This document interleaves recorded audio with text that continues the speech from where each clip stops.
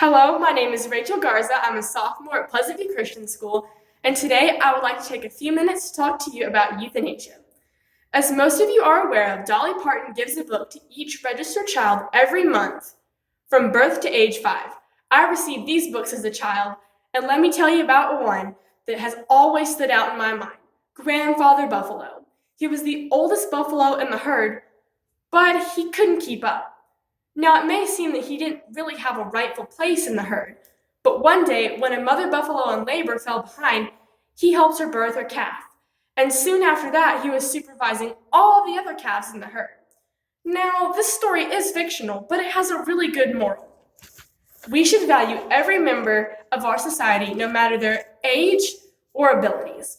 Euthanasia is the killing of a patient that has an incurable or painful disease or that's in an irreversible coma. Euthanasia is also known as mercy killing, physician-assisted suicide, and just plain old assisted suicide. It comes from the Greek word euthanatos, which means easy death. Most victims of euthanasia have physical and mental disabilities, but in past times it has been used to eradicate defective humans who just seem to have no contribution to society. And it also has been used as systematic murder. The first country to legalize euthanasia was the Netherlands in 2001. They were followed by Belgium in 2002, and the first state in the United States to decriminalize euthanasia was Oregon in 1997. The best known places where euthanasia is legal is the Netherlands and Switzerland, but it is also legal in many other countries in the world, such as Canada and Colombia. Sadly, it is also legal in the United States in the states of California, Colorado, Oregon, Vermont, Maine, New Jersey, Hawaii, and Washington. There's also been a completed life bill proposed in the Netherlands that says anyone age 75 or older can be euthanized even if they're otherwise healthy. There are many methods and ways that euthanasia is carried out.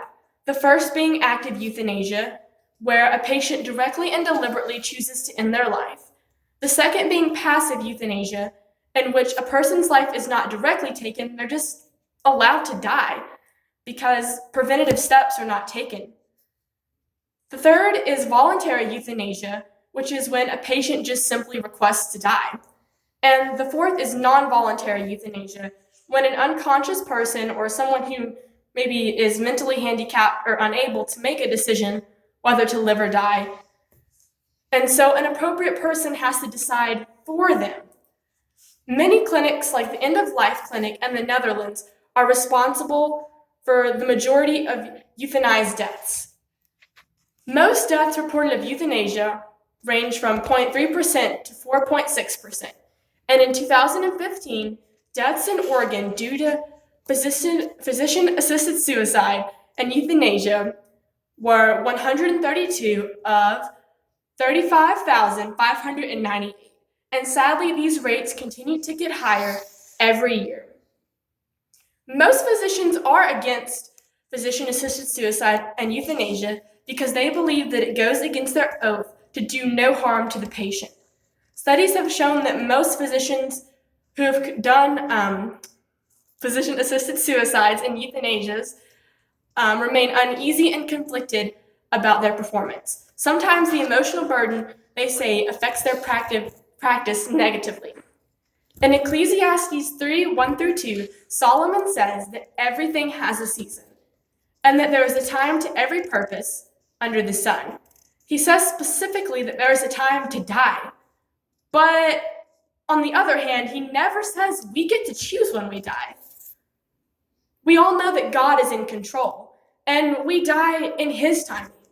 Proverbs 4:16 says that the Lord made everything for its purpose. This means that we all have a purpose, and we have to fulfill our purpose in his timing.